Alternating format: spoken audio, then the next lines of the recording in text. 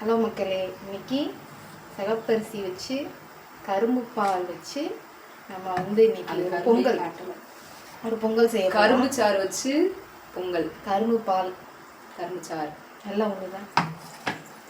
பால் வந்து நம்ம எடுக்கிறோம் வந்து சாறு தண்ணி. ஒரு மணி நேரம் செய்யறதுக்கு முன்னாடி ஒரு 1 hour 1.5 hour ஊற வச்சு எடுத்துங்க.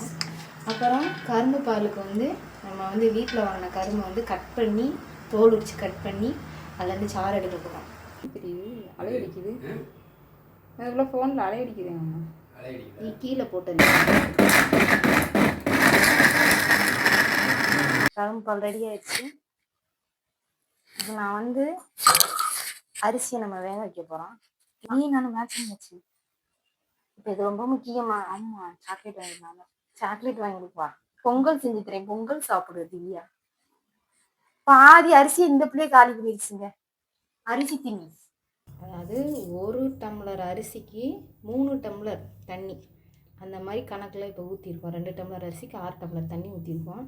எக்ஸ்ட்ரா ஒரு 3/4 டம்ளர் நல்லா பதம் வேகிற அளவுக்கு நம்ம அடுப்பில் பேன் வச்சுருக்கோம். நல்லா அடிக்கணமாக அடுப்பில் பேன் வச்சுருக்கோம், மேலே ஃபேன் வச்சுருக்கோம். ஜோக் இல்லையா?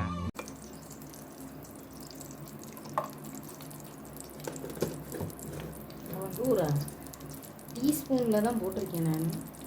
இது டீஸ்பூனா? ஆமாம், அது என்ன டேபிள் ஸ்பூனா? முந்திரி பருப்பு. இந்த அரிசி சிகப்பரிசியிலேருந்து ஒரு கரண்டி, கொஞ்சமாக, இவ்வளோ வேண்டாம், இவ்வளோ போதும். இதை வந்து ஆற வச்சு அரைச்சிக்கலாம்.